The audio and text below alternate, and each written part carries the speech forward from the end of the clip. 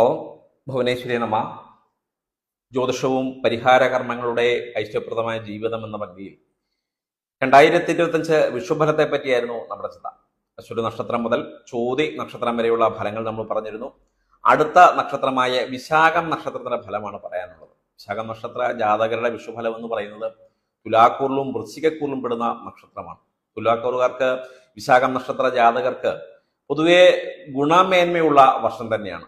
പ്രത്യേകിച്ച് ഭാഗ്യലബ്ധി, ഭാഗവലം, ശനിയും കൊണ്ടും വ്യാഴത്തെയും കൊണ്ടും കടാക്ഷിക്കപ്പെടുന്ന വൈവാഹികപരമായ ബന്ധങ്ങൾക്ക്, മംഗളകരമായ കർമ്മങ്ങൾക്ക്, പ്രണയബന്ധങ്ങൾ വിവാഹത്തിൽ വന്ന് കലാശിക്കപ്പെടുന്ന, ആഗ്രഹിച്ച തരത്തിലുള്ള തൊഴിൽ മേഖലയായാലും സമ്പാദ്യമായാലും ബന്ധങ്ങളായാലും സുഹൃത്തു ബന്ധങ്ങളായാലും ഒക്കെ തന്നെ വന്നു ചേരുന്ന ഒരു സമയകാലം തന്നെയാണ്. കുടുംബപരമായ സന്തോഷവും സമാധാനവും ലഭിക്കപ്പെടുക, സന്താനങ്ങൾക്ക് ഉയർച്ചകളും മംഗല്യകരമായ കർമ്മങ്ങളും യോഗഫലങ്ങളും ഒക്കെ കടാക്ഷിക്കപ്പെടുന്ന ഉയർച്ചയും പ്രശസ്തിയും ഒക്കെ സന്താനങ്ങൾക്ക് ഉണ്ടാകുന്ന ഒരു വർഷം തന്നെയാണ്.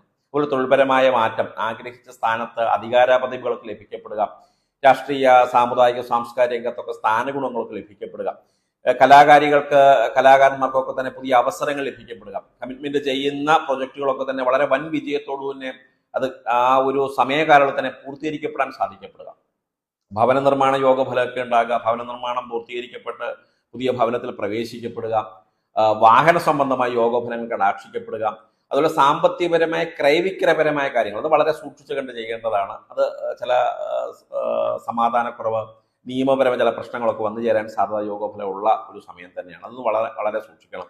അതുപോലെ വൃശ്ചികക്കൂറുകാരെ സംബന്ധിച്ചിടത്തോളം വളരെ നഷ്ടമായിട്ടുണ്ടാകുന്ന അവസ്ഥകൾ കടാക്ഷിക്കപ്പെടുന്ന സമയം തന്നെയാണ്. പ്രത്യേകിച്ച് സാമ്പത്തികപരമായ അരിഷ്ടതകൾ ഉണ്ടാകുന്ന, ക്രെഡിറ്റ് സംവിധാനങ്ങളെ കൂടുതൽ ആശ്രയിക്കപ്പെടുന്ന, കാര്യങ്ങൾ നടപ്പാവാൻ വേണ്ടി കടമെടുക്കുന്ന, പുറത്തുനിന്ന് പണം കടമെടുക്കേണ്ടി വരുന്ന, പലിശയ്ക്കായാലും ലോൺ സംവിധാനങ്ങളൊക്കെ ആഗ്രഹിക്കപ്പെടുന്ന, അല്ലെ അതിനൊക്കെ സമാധാനത്തിന് വേണ്ടി അല്ലെങ്കിൽ കാര്യങ്ങൾ നടപ്പാക്കാൻ വേണ്ടി കാര്യങ്ങൾ ചിന്തിക്കപ്പെടുന്ന ഒരു സമയം തന്നെയാണ്. ഈ ഒരു ക്രെഡിറ്റ് സംവിധാനങ്ങൾ കൂടുതൽ ബാധ്യതകൾ ഉണ്ടാക്കുന്ന ഒരു വർഷം തന്നെയാണ്.